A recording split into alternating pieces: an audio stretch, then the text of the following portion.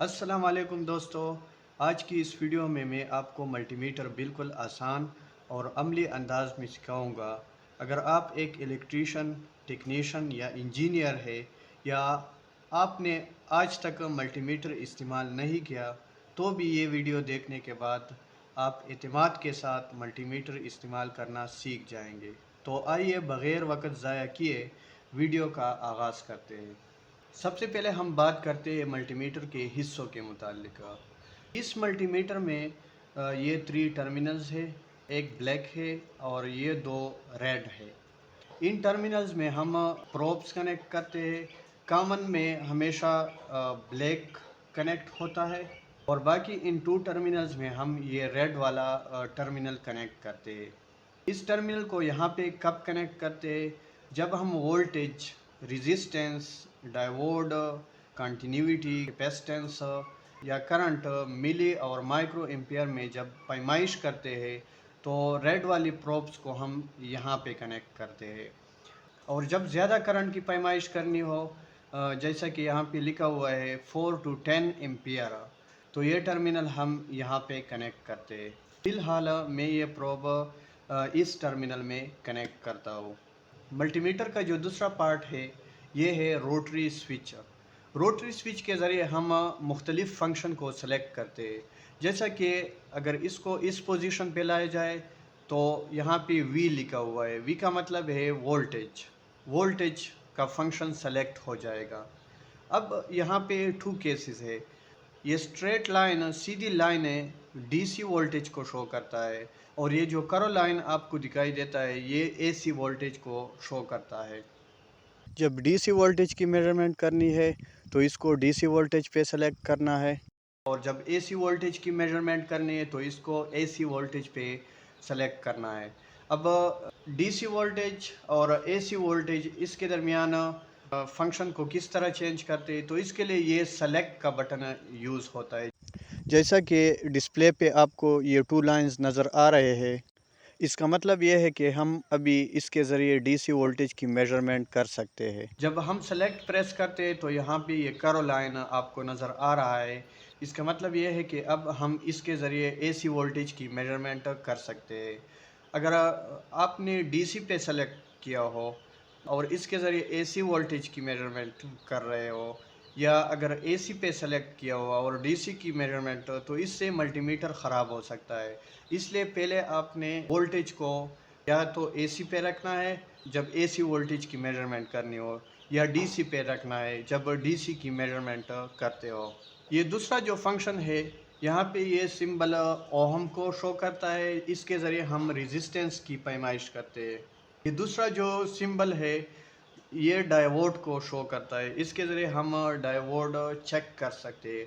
और तीसरा जो सिंबल है ये लाउड स्पीकर वाला सिंबल, इसके ज़रिए हम कंटिन्यूटी चेक कर सकते हैं। इन फंक्शन को किस तरह सेलेक्ट करना है, जैसा कि ये अभी यहाँ पे ओहम लिखा हुआ है, तो इस मीटर के ज़रिए हम अभी रेजिस्टेंस की पैमाइश कर सकते हैं। जब हम सेलेक्ट प्रेस करते हैं तो यहाँ पे आपको डायोड का सिंबल नज़र आ रहा है, तो अभी इसके ज़रिए हम डायोड चेक कर सकते हैं। जब फिर सेलेक्ट प्रेस करते हैं तो यहाँ पे ये लाउड स्पीकर का निशान आपको नज़र आ रहा है, तो इसके ज़रिए हम कंटिन्यूटी चेक करते हैं। जब सेलेक्ट को फिर प्रेस करते हैं तो दोबारा ओहम का निशान आ जाता है। ये जो फंक्शन है ये इलामत कैपेसिटेंस की है। अगर हमारे पास एक कैपेसिटर हो तो इसकी हम कैपेसिटेंस मालूम कर सकते हैं। जबकि ये जो 3 फंक्शन है, यहाँ पे एम्पियर लिखा हुआ है, इसके ज़रिए हम करंट की पैमाइश करते हैं। लेकिन जब इस फंक्शन पे सेलेक्ट करते हैं तो हम 400 से 4000 माइक्रो एम्पियर तक की करंट की पैमाइश कर सकते हैं। हम डीसी करंट की पैमाइश भी कर सकते हैं और एसी की पैमाइश भी कर सकते हैं। अभी ये डीसी पे सेट हुआ है। जब सेलेक्ट को प्रेस करते हैं तो ये एसी पे चला जाता है। जब फिर सेलेक्ट को प्रेस करते हैं तो फिर ये डीसी पे चला जाता है।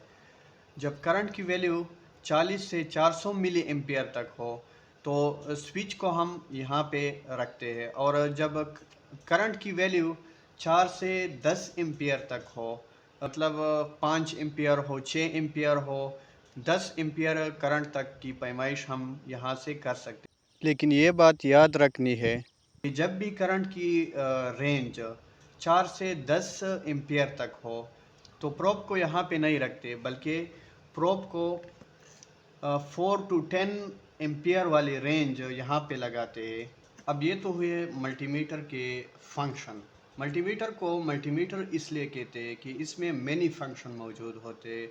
पहले पहले हर फंक्शन के लिए अलग अलग मीटर होता था, जैसा कि वोल्टेज की पैमाइश के लिए वोल्ट मीटर होता था, रेजिस्टेंस की पैमाइश के लिए ओहम मीटर होता था, और करंट की पैमाइश के लिए एम्पियर मीटर होता था।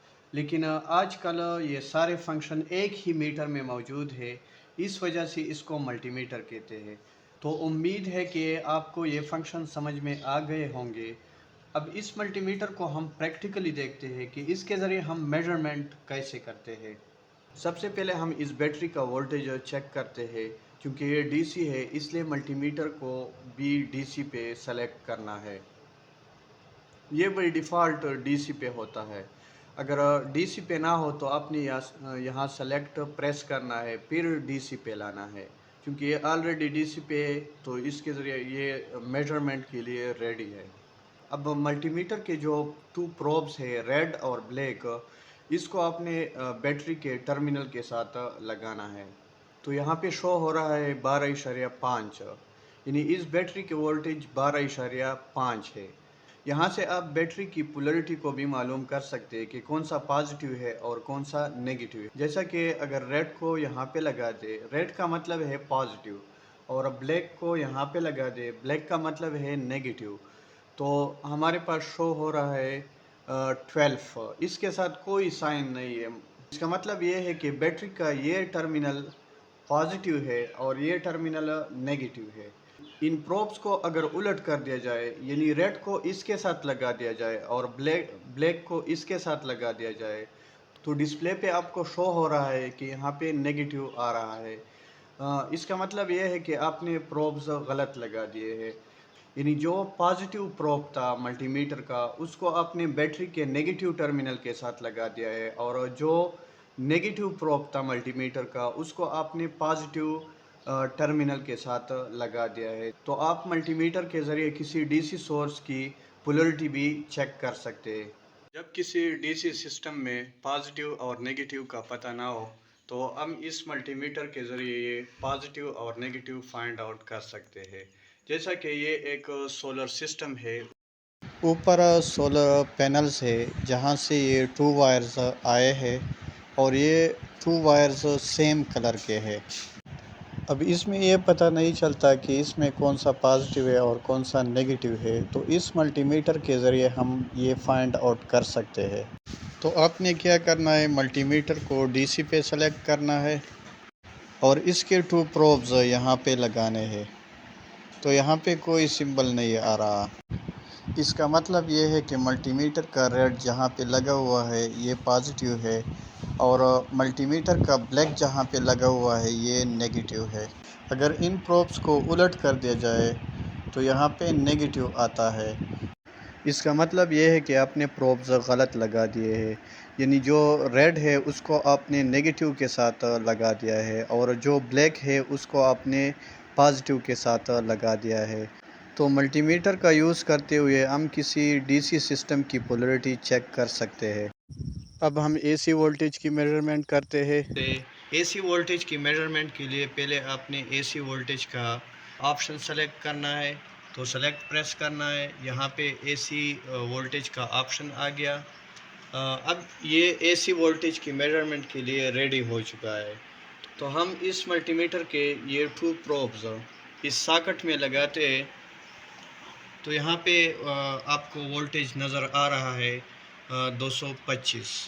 इससे कुछ फ़र्क नहीं पड़ता कि आप प्रोब्स को इस तरह लगाए या इस तरह लगाए, इसमें साइन नहीं होता। नेक्स्ट हम इस मल्टीमीटर के ज़रिए हम रेजिस्टेंस की वैल्यू चेक करते हैं। ये मेरे पास एक रजिस्टर है, इसकी वैल्यू मुझे मालूम नहीं है, तो मैं इसकी वैल्यू चेक कर सकता हूँ। तो सबसे पहले आपको ये सिलेक्शन स्विच ओहम पे लाना है, और फिर यहाँ सेलेक्ट के ज़रिए ओहम सेलेक्ट करनी है। क्योंकि ये ऑलरेडी ओहम पे है। अगर ओहम पे ना हो तो आपने सेलेक्ट प्रेस करना है। डिस्प्ले पे जब ओहम आ जाए तो ये रेजिस्टेंस की पैमाइश के लिए रेडी हो जाता है। तो इसके ज़रिए मैं इसकी वैल्यू फाइंड आउट करता हूँ। तो इसकी वैल्यू आती है तकरीबन 3 किलो। अब इस वैल्यू को आप यहाँ पे होल्ड भी कर सकते हैं। जिस तरह मैं ये इसको हटाता हूँ तो ये वैल्यू हट जाता है, फिर जब लगाता हूँ तो फिर ये वैल्यू शो हो जाता है।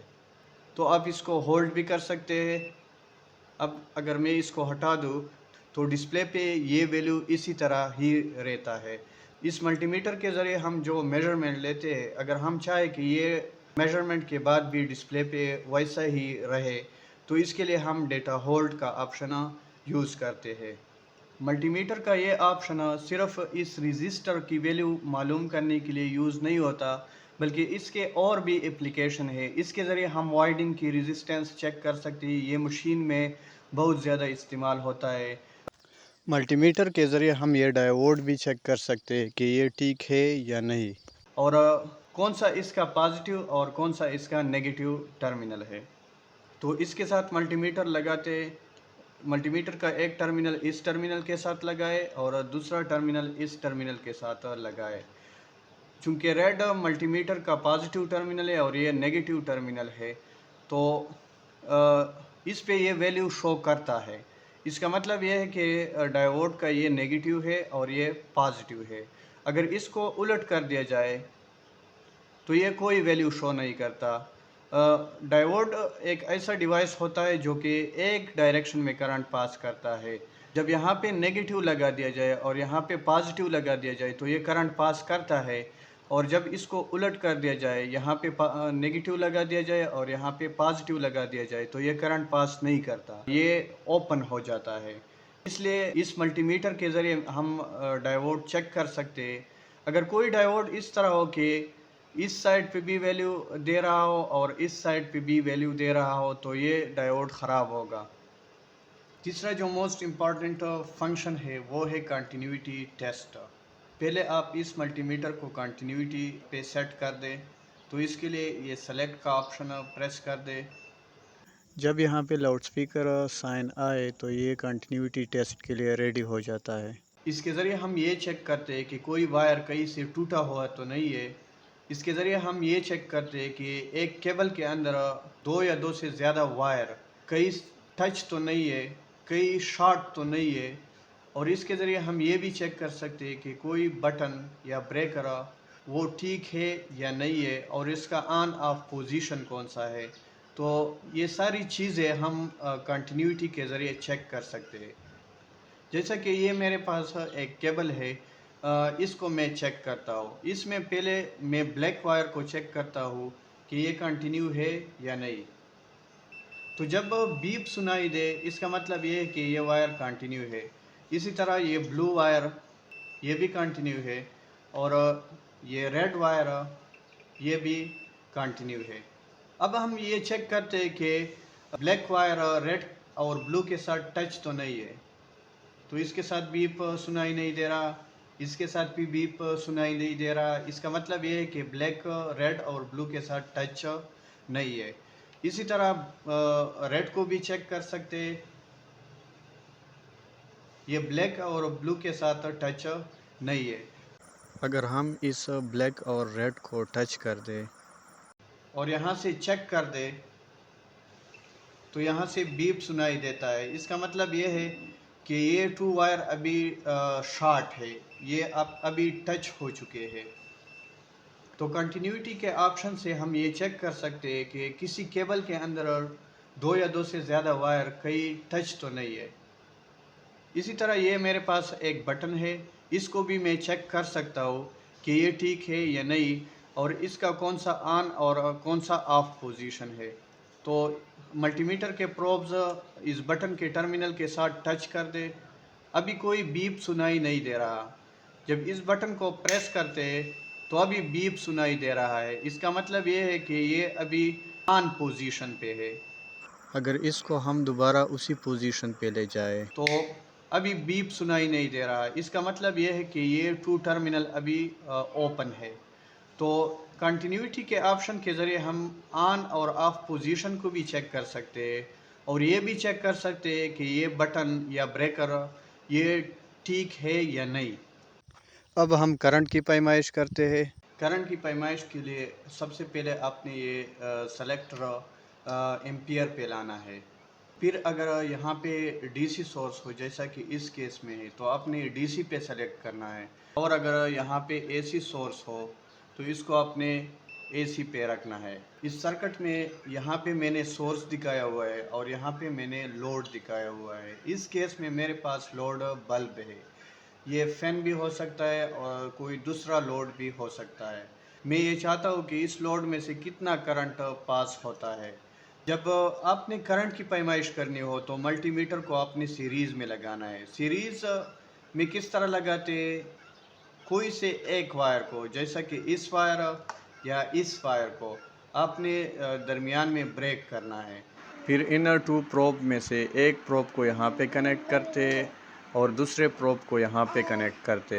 यहाँ डिस्प्ले पे जो वैल्यू शो होगा वही करंट इस लोड में से भी पास होगा। आजकल हम करंट की पैमाइश इस मीटर के ज़रिए नहीं करते क्योंकि इसमें मसला यह है कि पहले आपने यहाँ पे तार ब्रेक करना है, फिर इसके साथ मल्टीमीटर लगाना है, फिर करंट की पैमाइश करनी है। इसका एक आसान ऑप्शन मौजूद है जो कि है क्लैंप मीटर। क्लैंप मीटर का फ़ायदा ये होता है कि उसमें इन फंक्शन के साथ साथ एक क्लैंप होता है जिसको किसी एक वायर में डालते या इस वायर में डालते या इस वायर में डालते, तो इसके ज़रिए हम करंट की पैमाइश इजीली कर सकते हैं।